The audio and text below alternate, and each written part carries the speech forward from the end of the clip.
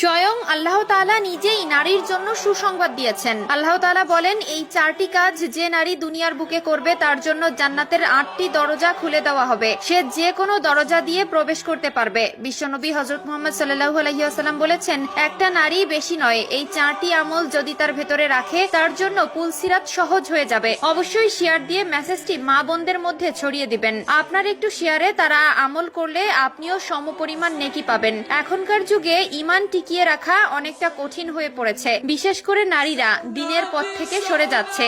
এই 4টি আমল যদি কোনো নারীর মধ্যে থাকে তার জন্য জান্নাত ওয়াজিব হয়ে যাবে এবং জাহান্নাম হারাম হয়ে যাবে। অবশ্যই ভিডিওটি সম্পূর্ণ দেখবেন এবং এই 4টি আমল ঠিকমতো করার চেষ্টা করবেন। আল্লাহ আপনাকে সাহায্য করবে। প্রিয় দর্শক, আপনাদের কাছে একটি প্রশ্ন, কবরে আমাদেরকে কয়টি প্রশ্ন করা হবে? অবশ্যই মুসলিম হলে কমেন্ট করে জানাবেন। আমরা পাপ করতে ভুলি না, কিন্তু আমল করতে ঠিকই ভুলে যাই। সুদ, ঘুষ, হারাম, জেনা, ব্যভিচার ইত্যাদি পাপের সাথে জড়িয়ে আছি, কিন্তু এই 4টি আমল যা নারীকে হাসরের ভয়াবহতা থেকে রক্ষা করবে। তো চলুন বেশি কথা না বলে শুরু করি আজকের ভিডিও। 1 নম্বরে, যে নারী 5 ওয়াক্ত নামাজ সময় মতো আদায় করবে তার জন্য জান্নাতের 8টি দরজা খুলে দেওয়া হবে। যে নারী পুরুষ 5 ওয়াক্ত নামাজ আদায় করে তারা দুনিয়ার সকল পাপ থেকে নিজেকে হেফাজত করতে পারে। তারা যখন পাপ করতে যায় তখন তাদের মনে আল্লাহর ভয় জেগে ওঠে, যে জন্য পাপ থেকে নিজেকে সরিয়ে রাখতে পারে। 2 নম্বরে, যে নারী রমজানে রোজা রাখবে। পুরুষের চেয়ে জাহান্নামে নারীর সংখ্যা বেশি থাকবে, কারণ নারী হলো ফিতনা সৃষ্টিকারীর একমাত্র লক্ষ্য। মূলত এখানে নারীকে দোষ দেওয়া হয়নি।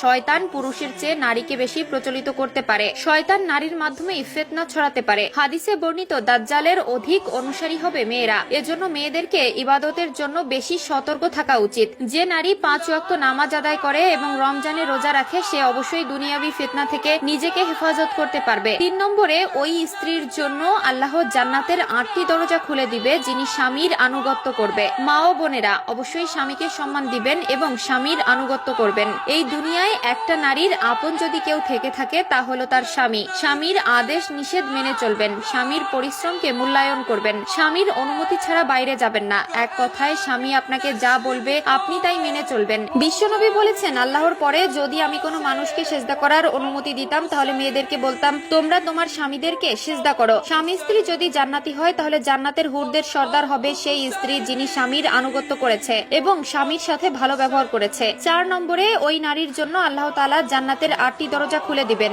যে নারী নিজের লজ্জা স্থানের হেফাজত করবে। প্রিয় মা ও বোনেরা, অবশ্যই পর্দা করবেন এবং ইসলাম মোতাবেক চলবেন। নারীর সম্মান আল্লাহ তাআলা নিজে দিয়েছেন। নারীর সম্মান প্রিয় নবী সাল্লাল্লাহু আলাইহি ওয়াসাল্লাম দিয়েছেন। নারীর সম্মান পুরো মাখলুকাত দিয়েছে। আপনি নিজেকে সস্তা আইটেম বা মডেল বানিয়ে নিজেকে জাহান্নামের দিকে